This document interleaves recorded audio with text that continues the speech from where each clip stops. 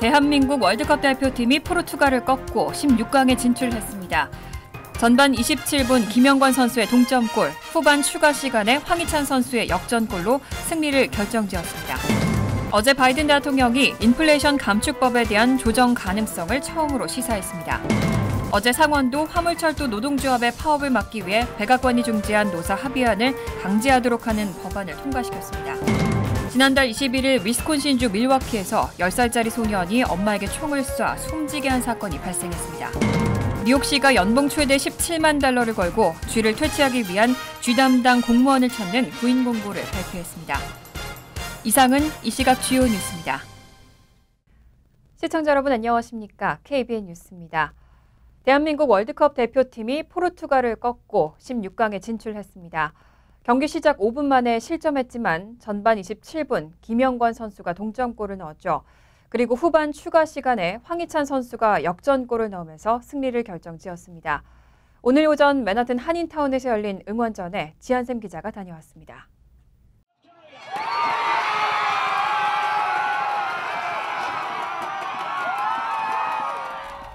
대한민국 축구대표팀이 강호 포르투갈을 꺾고 월드컵 16강 진출을 확정지었습니다. 오늘 오전 맨해튼 한인타운 인근 그릴리스케어 공원에서 열린 응원전. 추운 날씨에도 한국 대표팀의 승리를 응원하던 한인들은 대한민국을 외쳤습니다. 오늘 오전 10시에 시작된 한국 대표팀과 포르투갈의 경기. 경기 시작 5분 만에 포르투갈의 선취점으로 경기를 지켜보던 한인들은 실망과 안타까움의 탄성이 터져 나왔지만 이내 응원의 목소리를 높였습니다. 치열한 공방이 이어지던 전반 27분, 코너킥 상황에서 흐른 공을 김영권이 강한 슈팅으로 동점골을 만드는 순간 거리 응원이 펼쳐지던 그릴리스케어 공원 일대는 함성으로 가득 찹니다.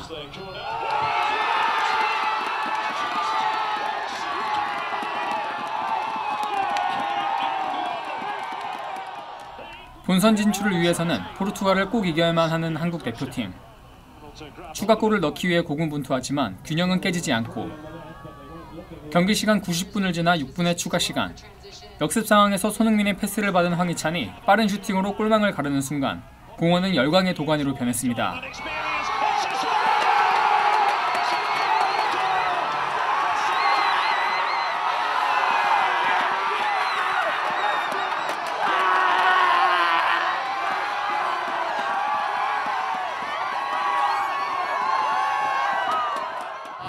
오늘 아주 감동적인 경기, 한국이 이제 16강에 올라가게 되었습니다. 우리 오늘 모두 여기 모여서 열심히 응원했는데 그 보람이 있습니다. 결국 포르투갈을 상대로 2대1 승리를 거둔 한국은 가나를 상대로 승리를 거둔 우루과이와 승점 4점과 골득실에서 동률을 이뤘지만 총 득점수에서 우루과이를 앞서면서 H조 2위로 16강을 확정지었습니다. 이로써 한국 대표팀은 12년 만에 16강 진출이자 역대 세 번째 16강 진출이라는 역사를 이뤄냈습니다. 한국 대표팀은 기세를 이어 오는 6일 G조 1위 브라질과 8강 진출을 다투게 됩니다. KBN 뉴스 지한샘입니다.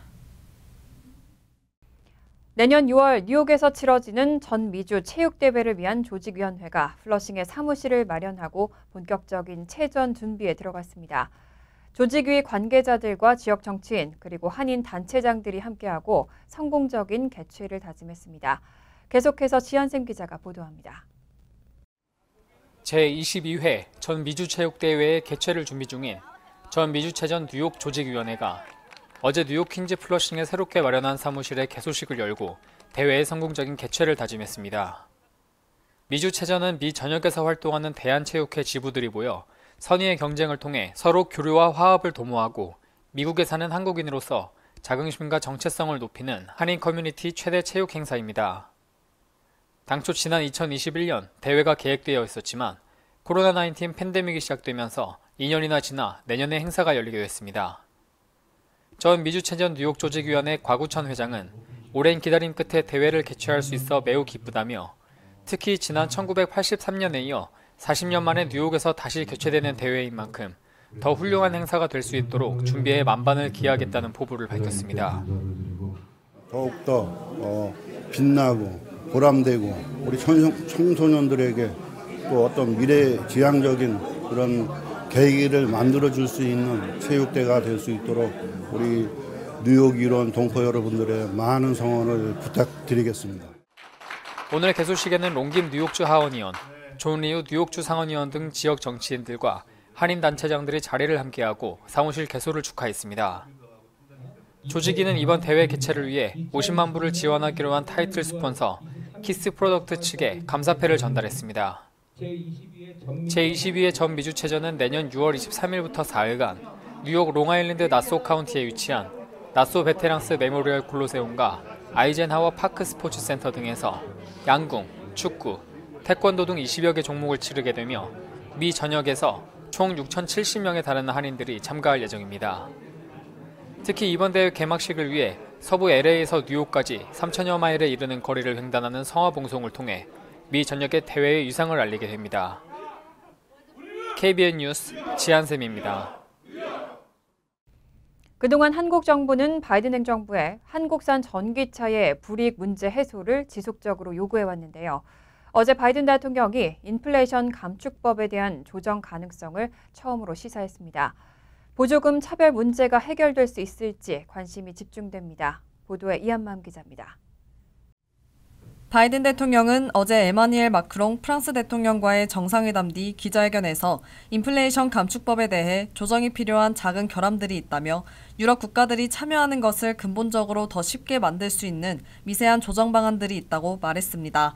이 정상회담에 앞서 마크롱 대통령은 인플레이션 감축법상 보조금이 프랑스 업계 사람들에게 아주 공격적이라면서 미국은 문제를 해결할 수 있을지 모르지만 우리 문제는 더 커질 것이라고 포문을 연 바 있습니다. 이어 바이든 대통령이 인플레이션 감축법상 조정 가능성을 시사했다는 점에서 일부 규정 변경이 가능한 것이 아니냐는 관측이 나옵니다. 실제 바이든 대통령은 기자회견에서 법상 자유무역 협정 관련 표현을 결함의 예로 들기도 했습니다. 법안에 미국과 FTA를 체결한 국가는 예외로 하는 규정이 있는데 이는 문자 그대로 FTA가 아니라 동맹국을 의미한다고 말한 겁니다. 이에 따라 전기차 보조금의 세부 규정인 핵심 광물 관련 FTA 요건이 동맹국으로 완화될 가능성이 있는 것으로 분석됩니다. 이와 함께 미국 내에서는 상용차의 범위도 일부 완화될 수 있다는 말도 나옵니다.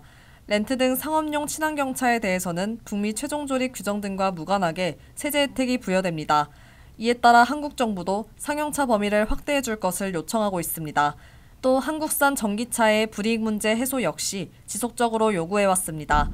다만 가장 핵심적인 북미 제조 규정에 대해서는 법안에 워낙 명확하게 들어가 있기 때문에 바이든 정부가 시행 규정을 통해 뒤집기는 어려울 것이란 전망입니다. KBN 뉴스 이한마음입니다.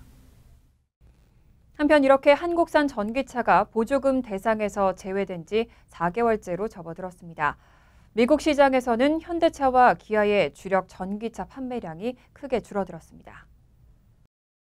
현대차 미국 판매법인이 어제 홈페이지에 공개한 자료에 따르면 11월 전용 전기차 아이오닉5는 1,191대, 하이브리드 차종인 아이오닉은 2대가 팔리면서 아이오닉 모델의 판매량은 모두 1,193대를 기록했습니다.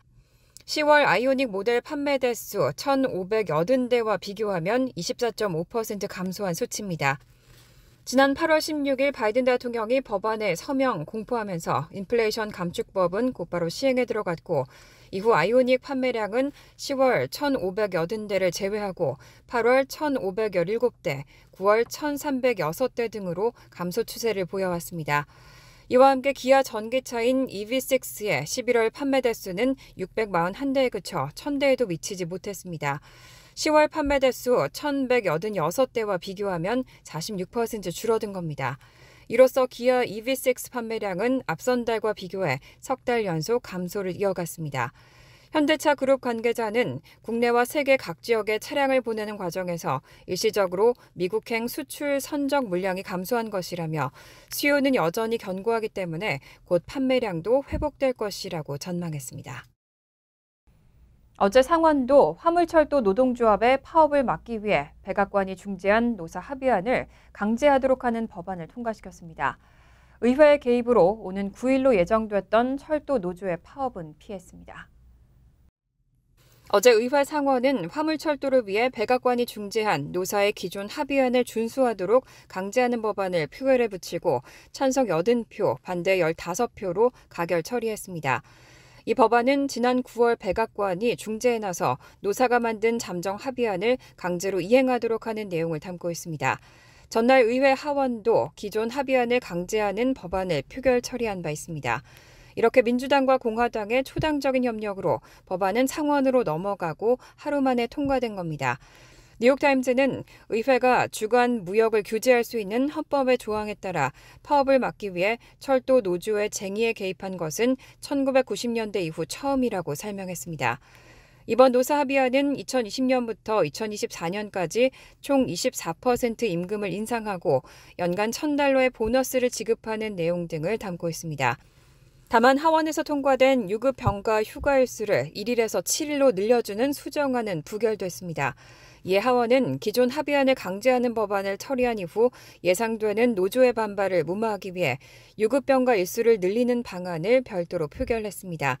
이 유급병가는 합의안 마련 당시에도 노사 양측이 팽팽하게 맞섰던 조항입니다. 한편 이번 의회의 신속한 표결 처리는 화물철도 노조의 파업을 막기 위한 바이든 대통령의 요청에 따른 겁니다. 지난달 21일 위스콘신주 밀워키에서 10살짜리 소년이 엄마에게 총을 쏴 숨지게 한 사건이 발생했는데요. 비극적인 사고인 줄 알았던 사건이 살인사건으로 나타나 충격을 주고 있습니다.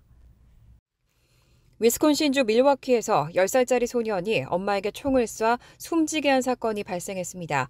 검찰은 당초 이 사건을 비극적인 사고로 판단하고 소년을 과실치사 혐의로 불구속 기소했습니다.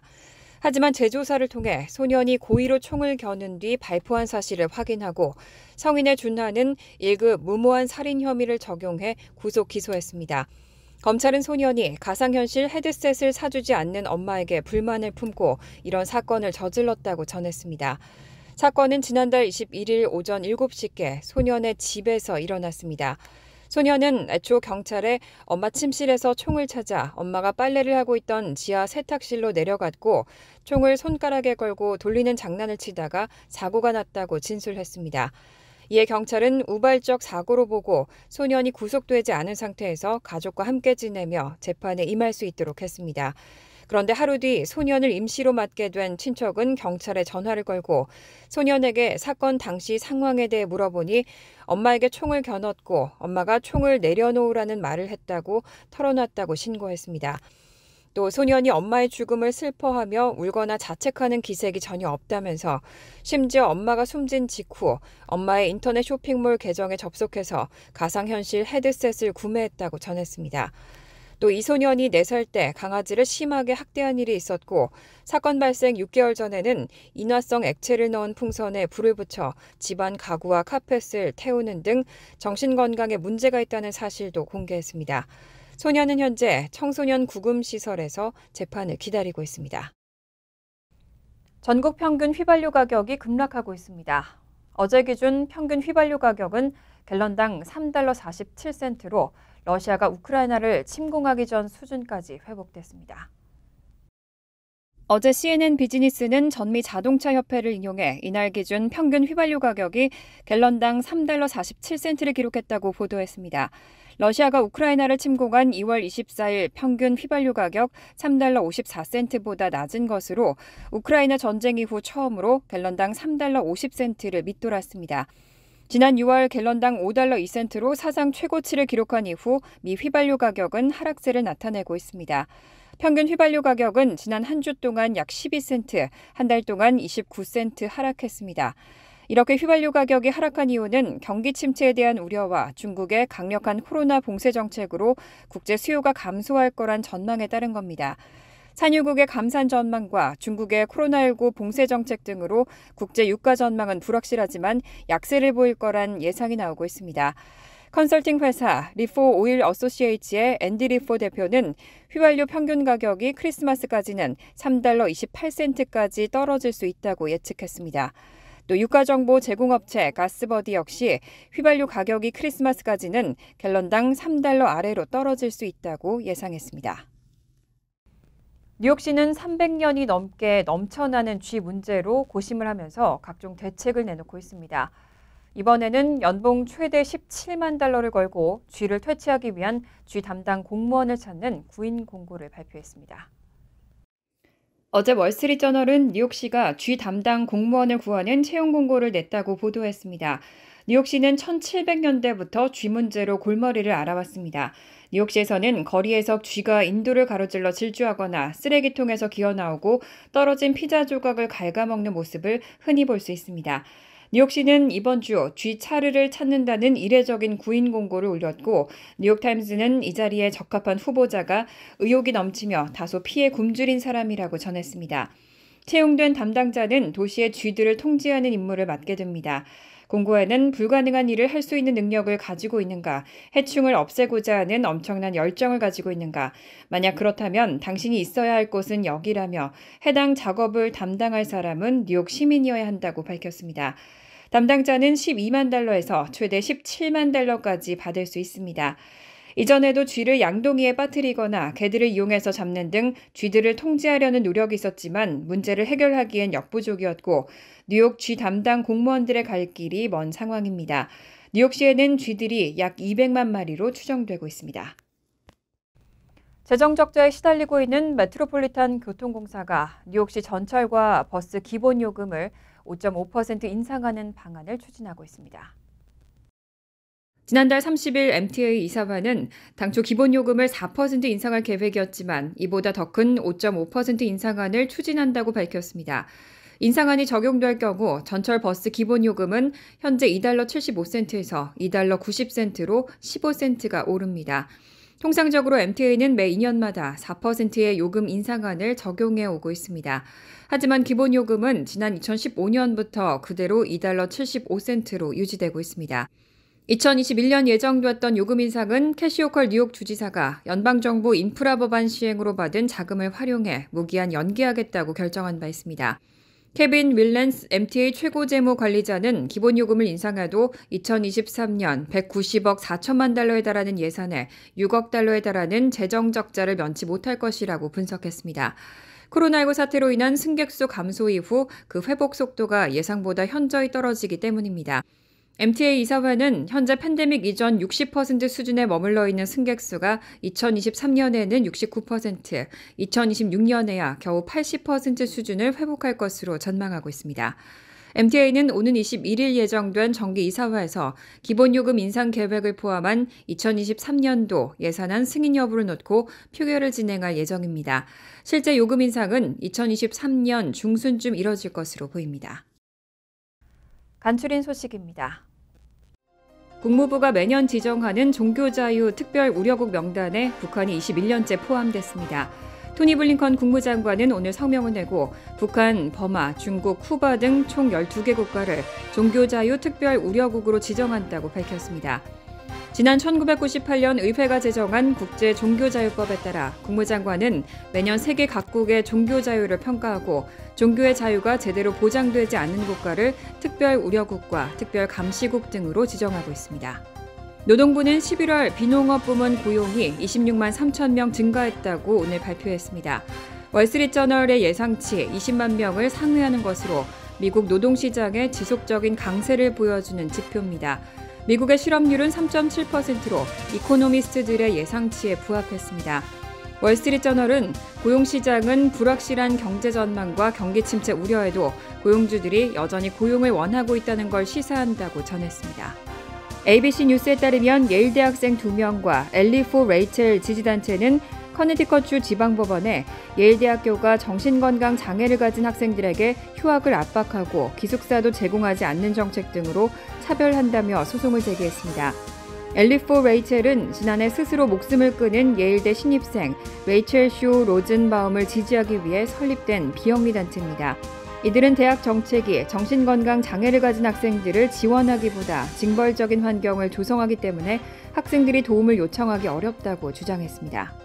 연방통신위원회는 일론 머스크가 이끄는 민간 우주기업 스페이스X의 위성 인터넷 서비스인 스타링크 2세대용 위성 29,988개 가운데 7,500개에 대한 발사를 승인했습니다. 연방통신위원회는 이번 발사 승인은 스페이스X가 2세대 스타링크 위성 배치에 들어가는 것을 허용한다는 의미라고 설명했습니다. 2세대 스타링크 위성은 고도 약 525에서 534km 사이 세계 고도 저궤도에 쏘아 올려질 예정입니다. 연방통신위원회는 하지만 이번 위성 발사 외 스페이스X가 승인을 요청한 다른 사안에 대해서는 승인을 연기했다고 밝혔습니다. 환율과 증권 소식입니다.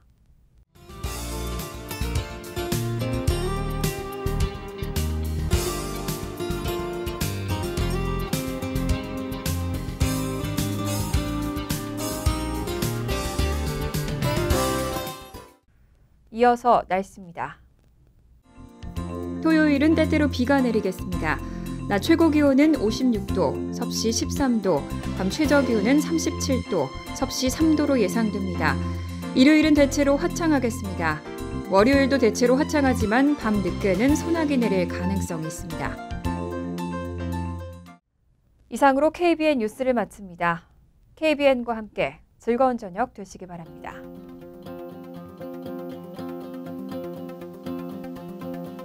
미 동부 최대 한인방송 KBN이 제작하는 KBN 뉴스는 웹사이트 mykbn.com 그리고 유튜브와 페이스북에서 다시 보실 수 있습니다. 좋아요, 구독, 알림 설정은 뉴스 제작에 큰 도움이 됩니다.